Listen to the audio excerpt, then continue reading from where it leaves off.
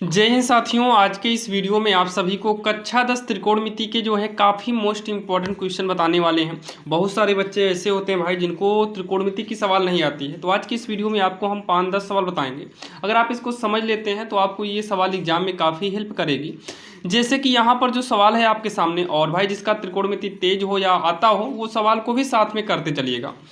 जैसे यहाँ पर पहली सवाल क्या है, यदि कॉस ए बराबर का 5/13 है तो tan ए का मान ज्ञात करना है। क्या करना है? tan ए का मान ज्ञात करना है। चलिए इसको हम सॉल्व करते हैं। देखिए सॉल्व कैसे करना है। सबसे पहले यहाँ पर हमें जो दिया है ना उसको लिखेंगे। क्या दिया है? यहाँ पर लिखेंगे दिया है कॉस ए बराबर कितना है? 5/13। यहाँ पर देखिए साइन कॉस टैन का हम फार्मूला लिखे हैं। साइन का फार्मूला होता है लंब बटे कर्ण, और कास का होता है आधार बटे कर्ण, टैन का होगा लंब बटे आधार। तो यहाँ पर देखिए जो कॉस का फार्मूला है ना वो आधार बटे कर्ण है, तो यहीं पर एक ब्रैकेट लगा के हम लिख देंगे आधार बटे का कर्ण। इसके बाद जो है हम पाइथागोरस प्रमेय यूज करेंगे। पाइथागोरस प्रमेय में जो है समकोण त्रिभुज चाहिए, तो यहाँ पर हम बनाते हैं समकोण त्रिभुज। समकोण का मतलब है कि एक कोण 90 अंश होगा, जो कि ये जो बनाए हैं ये 90 अंश का मतलब कोण का जो है प्रतीक है।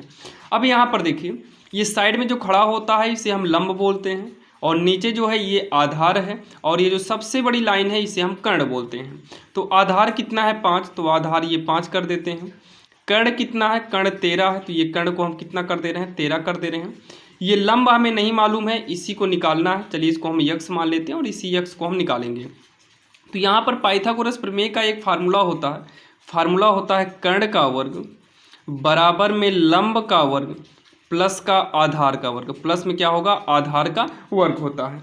तो कर्ण कितना है? 13, तो यहाँ पर हम 13 करेंगे तो ये हो जाएगा 13 का वर्ग बराबर लंब का वर्ग, तो लंब कितना है? यक्स, तो ये हो जाएगा यक्स का वर्ग। फिर उसके बाद प्लस आधार कितना है? 5, तो ये हो जाएगा 5 का वर्ग। 13 का वर्ग करेंगे 169 होगा बराबर में यक्स स्क्वायर प्लस 5 का वर्ग क्या होगा? 25। 169 25 को पक्षांतर करके इधर कर देंगे तो ये होगा -25 इक्वल में यक्स स्क्वायर। 169 में अगर हम 25 को घटाएं तो ये 144 आएगा बराबर में यक्स स्क्वायर। तो इधर से वर्ग अगर हटेगा, इधर से स्क्वायर को हटाएंगे तो इधर अंडर रूट लग जाएगा, तो अंडर रूट लग जाएगा 144 रूट में हो गया बराबर यक्स। तो 144 जो है अगर हम इसको रूट से बाहर निकालेंगे तो ये 12 का वर्ग है, तो 12 का वर्ग हो गया, मतलब 12 बाहर आ गया बराबर में यक्स।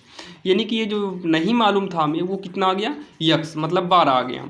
उसके बाद हमसे बोला है कि tan ए का मान बताना है। किसका मान चाहिए? tan ए का मान। तो यहाँ पर लिखेंगे अब या फिर अतः tan ए। तो tan का जो फार्मूला होता है लंब बटे आधार होता है। क्या होता है? लंब बटे का आधार। तो चेक करो लंब कितना है, तो लंब यहाँ पर यक्स था, तो यक्स की जगह पर 12 बटे में आधार कितना है? 5 है, तो बटे में 5 हो गया, और यही जो है इसका आंसर हो जाएगा। यही क्या हो जाएगा? इसका आंसर हो जाएगा, जो कि काफ़ी आसान सवाल थी और आपके जो है समझ में आई होगी। तो यहाँ पर ध्यान देना साइन का फार्मूला है, कॉस का है, टेन का है, और बाकी कॉट का जो है आधार बटे लंब इसका उल्टा होगा, फिर सेक यहाँ पर हो जाएगा इसका उल्टा, और कोसेक हो जाएगा इसका उल्टा। अब यहाँ पर देखिए अगली नंबर सवाल आपके सामने है। सेम वैसे ही हमें करना है, बाकी इसको फार्मूले से भी कर सकते हैं, लेकिन वो वाला फार्मूला भी आपको भाई बताया नहीं है, तो आप इसी तरीके से करिए। ज़्यादातर आपको यही तरीका ज़्यादा बेटर रहेगा, ज़्यादा अच्छा यही रहता है। तो यहाँ पर भी लिखेंगे दिया है कॉस ए बराबर कितना? 3/5। तो कॉस का फार्मूला जस्ट इसके पहले अभी हम देखे थे। क्या था फार्मूला? आधार बटे कर्ण। क्या था? आधार बटे कर्ण था। तो उसके बाद हमें चित्र बनाना था। चलिए चित्र बना लिए। यहाँ 90 डिग्री दिखाना है। अब उसके बाद आधार कितना है? 3, तो आधार नीचे वाला, कर्ण कितना है? 5, यानी कि यहाँ पर 5। अब ये हमें निकालना है, तो इसको हम क्या मान लेते हैं? यक्स मान लेते हैं। इसको हम यक्स मान लेते हैं। तो यहाँ पर फार्मूला लगेगा, यहाँ कर्ण रहेगा भाई, लंब नहीं। पहले होता है कर्ण का वर्ग ना, कर्ण का वर्ग बराबर में होगा लंब का वर्ग प्लस में हो जाएगा आधार का वर्ग। तो कर्ण कितना है? 5 है, तो 5 का वर्ग करेंगे। लंब कितना है? यक्स माने हैं, तो यक्स का वर्ग। आधार 3 है, तो 3 का वर्ग। 5 का वर्ग करेंगे 25 यक्स स्क्वायर प्लस में 3 का स्क्वायर 9, तो 25 9 को इधर करेंगे तो -9 होगा बराबर में यक्स स्क्वायर। घटाएंगे तो 16 आएगा बराबर में एक्स स्क्वायर, इधर से वर्ग घटेगा, इधर अंडर रूट लगेगा बराबर एक्स। 16 जो है ये 4 का वर्ग है तो 4 बाहर आ जाएगा, यक्स हो गया, यानी कि यक्स की जगह 4। अच्छा ये पूछा क्या है, पूछा गया है साइन स्क्वायर ए का मान बताना है। क्या बताना है? साइन स्क्वायर ए का मान। तो यहाँ पर लिखेंगे अतः साइन स्क्वायर ए। तो जो साइन का फार्मूला होता है ना, ये होता है लंब बटे कर्ण, अभी आपको ऊपर दिखाया था लंब बटे कर्ण, और स्क्वायर लगा है तो वैसे ही स्क्वायर हम लगा देंगे। तो लंब, लंब कितना है यहाँ पर देखो, लंब यक्स है तो यक्स को हम 4 निकाले हैं, और बटे में कर्ण है, कर्ण कितना है 5, वर्ग करेंगे 4 का स्क्वायर 16 होगा, 5 का स्क्वायर 5 25 हो जाएगा। बस यही जो है इसका आंसर हो जाएगा, जो कि ये भी काफ़ी आसान था और आपके समझ में आया होगा। अब यहाँ पर देखिए जो सवाल नंबर 30वीं है, ये एनसीईआरटी सिलेबस में आप देखेंगे तो एनसीईआरटी सिलेबस है ये, और ये जो है एग्जाम में पूछे जाने के चांसेस बहुत ही ज़्यादा होते हैं, क्योंकि इस प्रकार से 2-3 सवाल आपको एनसीईआरटी में भी मिलेंगे। अब 2-3 सवाल आपस में घुमा फिरा के पूछ लेता है, तो देखिए इसको सॉल्व कैसे करना, आप इसके कॉन्सेप्ट को समझिएगा। सबसे पहले तो हम यहाँ पर लिखेंगे दिया, क्या लिखेंगे? दिया है। क्या दिया है? 15 कॉट ए बराबर का 8। फिर उसके बाद यहाँ पर लिखेंगे कॉट ए बराबर का 8 बटे का 15। तो जो काट का फार्मूला होता है ना, जो काट का फार्मूला होता है ये आधार बटे लंब होता है। क्या होता है? आधार बटे का लंब, इसका जो फार्मूला होता है। अभी इसके जस्ट पहले अभी आपको हम दिखाए थे। तो यहाँ पर जब चित्र बनाएंगे इस तरीके से बनेगा। आधार कितना है? 8, तो आधार का मतलब ये यहाँ 90 डिग्री का वो सिंबल दिखा देंगे, और लंब कितना है? 15। हमें कर्ण नहीं मालूम है, कर्ण नहीं मालूम है तो फार्मूले से निकालते हैं कर्ण। तो कर्ण का वर्ग बराबर लंब का वर्ग प्लस में आधार का वर्ग। क्या हो जाएगा? प्लस में आधार का वर्ग। तो कर्ण तो हमें निकालना है, यक्स मान लेते हैं स्क्वायर। लंब कितना है? 15, 15 का स्क्वायर। आधार कितना है? 8, 8 का स्क्वायर। यक्स स्क्वायर बराबर 15 का स्क्वायर हो जाएगा 225, 8 का स्क्वायर होगा 64। तो यक्स स्क्वायर बराबर 5 4 9, 2 6 5 4 9 होगा, और 2 6 कितना होगा? 8, फिर 289। तो यक्स स्क्वायर बराबर 289 आया है। तो इधर से वर्ग हटेगा, इधर क्या लगेगा? Under root. तो 89 जो है ना ये 17 का वर्ग है, 17 का वर्ग 89 होता है। तो यक्स जो आ गया वो 17 आ गया, यानी कि जो खाली जगह है यहाँ पर 17 आ गया। ठीक, अब हमसे पूछा क्या है, देखिए यहाँ पर लिखेंगे आता है या फिर अब। तो सबसे पहले क्या पूछा है? साइन ए। साइन का फार्मूला क्या होगा? लंब बटे कर्ण, लंब बटे कर्ण। तो साइन ए का फार्मूला क्या होगा? लंब बटे का कर्ण। तो लंब कितना है? 15, और कर्ण कितना है? 17। तो ये हो जाएगा 15 बटे का 17। उसके बाद साइन के बाद सेक ए है, सेक का फार्मूला हो जाएगा कर्ण बटा आधार। क्या हो जाएगा? कर्ण बटा आधार, कर्ण बटा आधार। तो कर्ण कितना है? 17, और बटे में आधार, आधार कितना है? 8। ये हो जाएगा इसका आंसर, ये हो जाएगा इसका आंसर, जो कि काफ़ी आसान है और आप सभी के जो है समझ में आया है। और चलिए देखते हैं सवाल नंबर 4। अब यहाँ पर जो सवाल नंबर जो 4 है वो आपके स्क्रीन के सामने है। देखिए यहाँ पर क्या है कि कॉट थीटा बराबर का 7/8 है।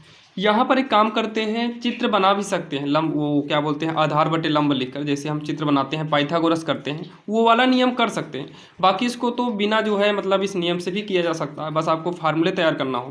क्योंकि आप जब एग्जाम में जाएंगे तो भाई देखिए अभी तो आपको केवल कुछ ही फार्मूले बताएं, अभी और फार्मूले बचे हुए हैं, लेकिन जब आप एग्जाम देने जाएंगे तब तक आपको सारे फार्मूले पता हो जाएंगे मतलब। तो आपको ये वाली सवाल इस तरीके से करना है, 1 + sin थीटा है और 1 - sin थीटा। देखिए चूंकि ये जो है भाई 3 बिंदी वाला जो है ये सब लगाते चलना, क्योंकि नया पॉइंट शुरू किए हैं तो ये सब लगाएंगे, अब लिखेंगे या तो लिखेंगे, कुछ ना कुछ लिखना पड़ता है। तो आप चूंकि लगा लो, ज़्यादा बेटर रहेगा, ज़्यादा अच्छा रहेगा। तो 1 + क्या है? cos थीटा, और 1 - क्या है? cos theta. देखिए आपने फार्मूला पढ़ा होगा ये वाला, जैसे a + b हो और a - b हो, तो ये फार्मूला किसका होता है? a² - b² का होता है। तो सेम वैसे ही देखिए, एक बार जोड़ा घटाया है तो ये पहली का वर्ग 1 का वर्ग 1 होगा, फिर -b का स्क्वायर, b की जगह पर साइन है तो sin² थीटा होगा। सेम वैसे नीचे वाला 1 - हो जाएगा cos² थीटा। यहाँ पर थोड़ा आप लोग समझना, ये एक फार्मूला आपने पढ़ा होगा, अगर नहीं पढ़े तो समझ लीजिए। sin² थीटा और प्लस में cos² थीटा बराबर का होता है 1, बराबर का होता है 1। तो इस फार्मूले के हिसाब से ना 1 - जो sin² है ना ये बन जाएगा cos² थीटा, और 1 - जो cos है ना ये हो जाएगा sin² थीटा। और cos बटे साइन, थोड़ा फार्मूला समझना, यहाँ पर लिख दे रहे हैं, कॉस थीटा के बटे में जो साइन थीटा होता है ना, ये कॉट थीटा बनता है। क्या बनता है? कॉट थीटा बनता है। तो ये हो जाएगा कॉट थीटा, स्क्वायर लगा है तो कॉट स्क्वायर थीटा। अच्छा, कॉट थीटा का मान तो हमें शुरू में दिया है 7/8, तो यहाँ पर हम क्या करेंगे 7/8 स्क्वायर हो जाएगा। अब 7 का स्क्वायर करेंगे तो 49 और 8 का स्क्वायर करेंगे तो 64 और ये हो जाएगा इसका आंसर, जो कि काफ़ी आसान है और आप सभी के जो है समझ में आया होगा।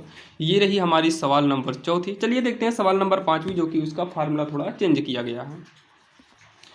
अब यहाँ पर देखिए सवाल नंबर 5 जो है आपके स्क्रीन के सामने है। देखिए इसमें जो है tan 30 उसका मान दिया है। तो भाई सबसे पहले तो ये वाला मान आपको पता होना चाहिए, आपके सामने हम ओपन किए हैं। जैसे अभी वहाँ पर tan 30 है तो आपको tan वाली लाइन में 30 के सामने देखना है तो 1/√3 हो जाएगा। तो भाई जैसे आपको मान लो cos 30 की बात आ जाए, cos 30 की लाइन में देखो cos के सामने 30 के सामने, तो ये हो गया। अगर कोई बोले sec 20 कह रहे हैं, जो इसमें रहेगा वही दिया रहेगा। sec 90 का मान, तो sec की लाइन में 90 की लाइन में देख लो तो अपरिभाषित है। तो इतना आप लोग ध्यान देना, बाकी हम जो फार्मूला रहेगा यहाँ पर लिख देंगे। फार्मूला आपको भाई थोड़ा बहुत पता होना चाहिए, आपको हमने सारणी दिखा दिया। तो सबसे पहले तो यहाँ पर हम नोट करते हैं 2 tan 30 अंश अपान में क्या है 1 + tan स्क्वायर 30 अंश। तो यहाँ पर क्या करते हैं 2 लिखेंगे इंटू tan 30 का मान क्या होता है, तो tan 30 का जो मान होता है ना, tan 30 अंश का मान होता है 1/√3। फिर उसके बाद 1 + tan 30 का ही मान रखना है तो 1/√3 स्क्वायर है, इसलिए यहाँ पर हम स्क्वायर कर देंगे। अब इसको सॉल्व करते हैं और ऑप्शन में चेक करेंगे कौन सा ऑप्शन सही होगा। तो यहीं पर कर दे रहे हैं, 2 × 9 2 हो जाएगा, बटे का √3 पूरे के बटे में 1 + 1 का स्क्वायर 1 होगा और √3 का स्क्वायर 3 बार, 2 बटे का √3 पूरे के बटे में 3 × 9 3 3 × 4 4 बटे का 3 हो गया। ठीक, और ये बाहर के हिसाब से गुणा करेंगे तो 3 दूनी कितना हो गया 6 बटे का 4 √3, तो 2 तिहाई 6 2 दूनी 4, तो ये हो गया 3 बटे का 2 √3। अब यहाँ पर देखिए नीचे रूट नहीं होना चाहिए तो इसका हम परमीकरण कर देंगे √3 बटे √3, तो ये 3 से गुणा कराएंगे 3 √3 और ये हो जाएगा 2 और √3 का √3 में गुणा कराएंगे 3 बार, तो 3 से 3 क्या हो गया कट गया, ये हो गया √3 बटे का 2 √3 बटे का 2। ठीक, इतना हो गया। अब ये देखिए √3 बटे 2 जो है किसका मान है, तो आप लोग लिस्ट में जब जाकर चेक करोगे तो ये एक तो sin 60 अंश का मान है और दूसरा ये cos 30 अंश का मान है। sin 60 का मान है और cos 30 का मान है। अब इस दोनों में से अगर जो भी उस विकल्प में मिलेगा वही सही है, तो sin 60 cos 30, तो sin 60 ही मिल गया है, cos 30 इसमें कहीं है नहीं, दोनों एक साथ देगा भी नहीं। तो ये इसका आंसर हो गया, जो कि समझ में आपके आया होगा। अच्छा, यहाँ पर देखिए 7वें नंबर, इसके बाद हम 6ठवीं देख लेंगे। tan 30 का मान क्या होगा 1/√3 होता है। कोसेक 60 अंश का मान जो है आप लोग जब उसमें चेक करना, कोसेक 60 अंश का मान जो होगा वो 2/√3 होगा, प्लस tan 60 का मान की बात करें तो tan 60 भाई हम लिस्ट में ही आपको दिखाते हैं tan 60, तो tan 60 √3 होता है। tan 60 क्या होगा √3 होगा, तो tan 60 का मान √3। और sec 30 अंश के मान की बात करें तो भाई sec 30 का मान, तो भाई sec 30 का मान कितना होगा, sec 30 का 2/√3 होगा। क्या होगा 2/√3 होगा, तो ये हो जाएगा 2 × 9 2 √3 का √3 में गुणा करेंगे 3 बार, प्लस √3 से √3 कट गया क्योंकि ऊपर नीचे है, ऊपर 2 बचा है।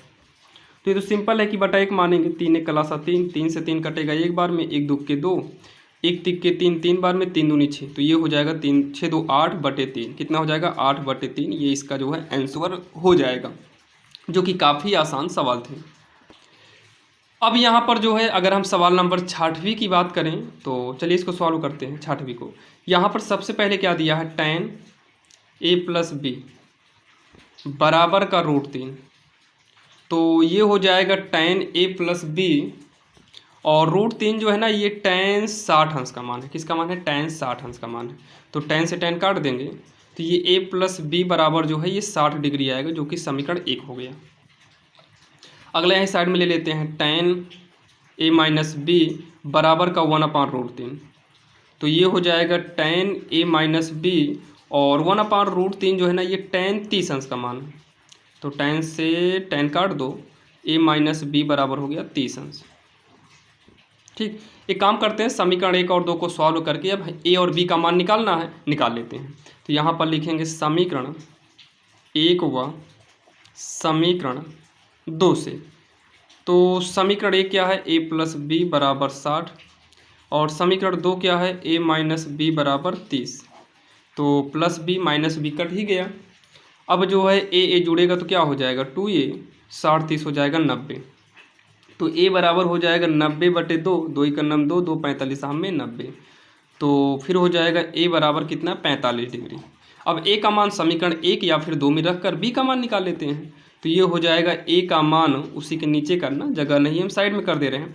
a का मान समीकरण 1 में रखते हैं, 1 में रखने पर, तो समीकरण 1 में रखेंगे तो a की जगह 45 हो जाएगा प्लस b बराबर का 60 अंश। तो b बराबर हो जाएगा 60, 45 इधर आएगा माइनस का, तो b बराबर हो जाएगा 15 डिग्री। क्या हो जाएगा, 15 डिग्री। लास्ट में लिख देंगे अतः a बराबर 45 और b बराबर 15। ये इसका आंसर हो जाएगा, जो कि काफ़ी आसान था और आप सभी के जो है समझ में आया होगा, जो कि ये रही हमारी सवाल नंबर 6वीं। चलिए अब हम देखते हैं सवाल नंबर 7वीं। सवाल नंबर 7वीं तो आपको हम बताए हैं। देखिए सवाल नंबर 8वीं भी सेम वैसे ही, सेम वैसे।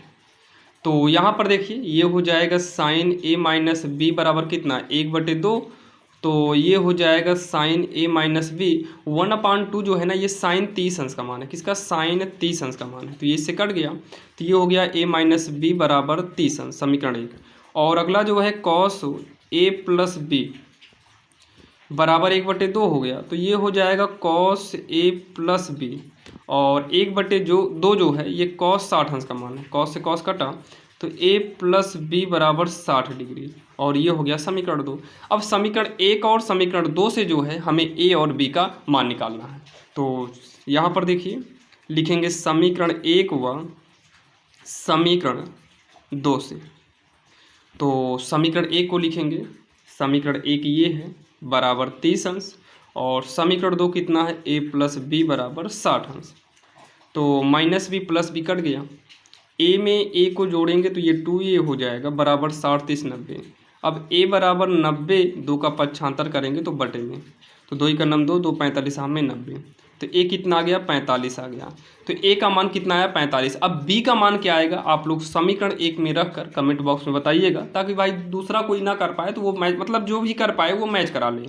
तो ये रही हमारी सवाल जो है 8वीं नंबर, और इसमें कुछ सवालें बची हैं जो कि आपको नेक्स्ट पार्ट में दे देंगे। बाकी अगर आप इस 8 सवाल को पढ़ लेते हैं तो कंफर्म बता रहे हैं कि इसमें से ही सवाल आपको विकल्प में या फिर 2 नंबर या फिर 4 अंक वाले में पूछा जाएगा, और बाकी 6 अंक वाले जो क्वेश्चन है आपको नेक्स्ट पार्ट में कराएंगे। और ध्यान देना भाई, एग्जाम में एक नंबर की वैल्यू है, एक नंबर की वैल्यू होती है, क्योंकि भाई एग्जाम में अगर एक भी नंबर का नकल हो जाता ना तो बहुत खुशी की बात होती है। तो आप लोग पढ़े रहिए, जो क्वेश्चन हम बता रहे हैं यही आएंगे, इससे बाहर नहीं आएंगे, क्योंकि भाई एनसीईआरटी सिलेबस में ज़्यादा क्वेश्चन है नहीं। और डॉक्टर मनोहर हो गया, राजीव हो गया, क्वेश्चन बैंक हो गया, इन सब में आप मैच कराओगे ना, तो ये सब सवालें हर बार के एग्जाम में पूछी ही जाती हैं। तो चलिए मिलते हैं किसी अन्य वीडियो में, और ऐसा ही वीडियो आपको निरंतर मिलता रहेगा। और भाई चैनल पे नए हो तो सब्सक्राइब करिएगा। अगला जो है वीडियो किस टॉपिक पर चाहिए आप लोग कमेंट बॉक्स में कमेंट करके ज़रूर बताइएगा।